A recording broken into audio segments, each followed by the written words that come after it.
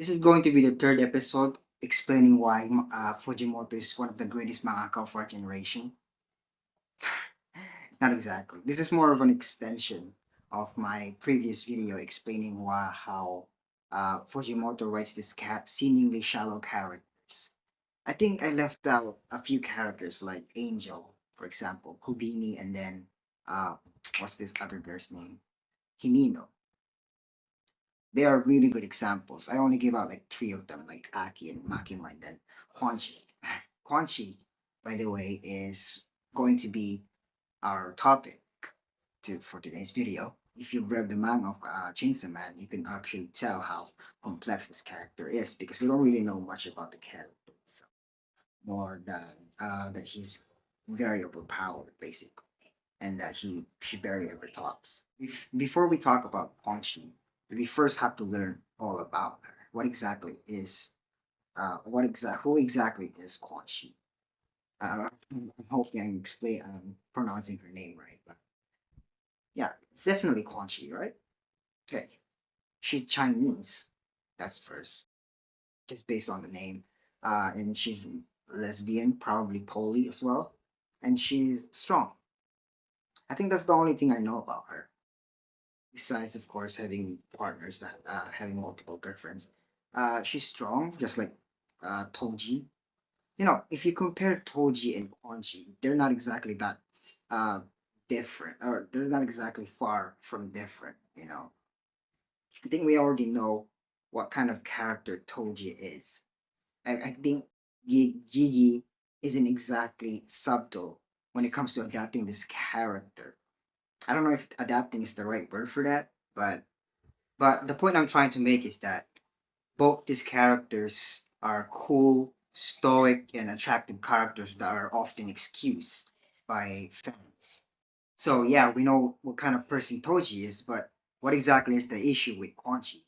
Quanchi is more Quanchi is morally compromised in ways that fans would scrutinize her more harshly if she were a male, especially regarding the power imbalance with her relationship with her female partners. I highly recommend you watch I was Pop Culture Detectives video titled Born Sexy Yesterday, where they talk about this trope where a guy takes power over these infantilized women, which kind of takes us back to Quan Chi and her relationship with her girlfriends.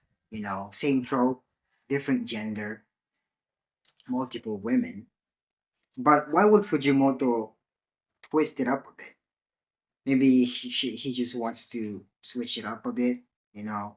Maybe maybe because women being overpowered is better in terms of writing, or maybe it's just for the funsies because we already know what kind of writer Fujimoto is, right? Or maybe because it's intentional, and any representation is good representation, but that kind of becomes the real problem. I'll say this: lesbian representation is very valuable. The problem only arises when we treat this representation as a moral immunity. Now, Quan Chi isn't exactly a bad representation just because she's a lesbian. She's a bad representation because of her unequal relationship with her partners, her holding power over partners who are effectively emotionally childlike, and the fact that fans view this relationship more erotically rather than critically.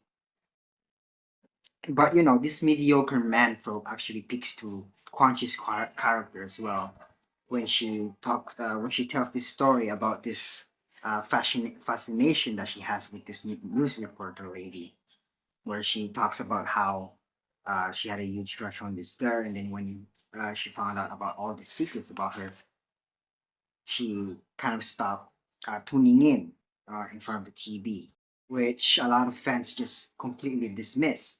I mean, it makes a lot of sense. That's why Fujimoto turned her into a girl and Angel into a boy because they don't want Angel and Aki to. They don't want fans to think Aki and Angel to be in a relationship. The same way that they don't want Quan Chi a very powerful girl to have a uh, you know, the same trope, the same character that the trope represents. It's basically common in anime, but the fact that Fujimoto flips that is another proof of why he's such a genius. What do you guys think?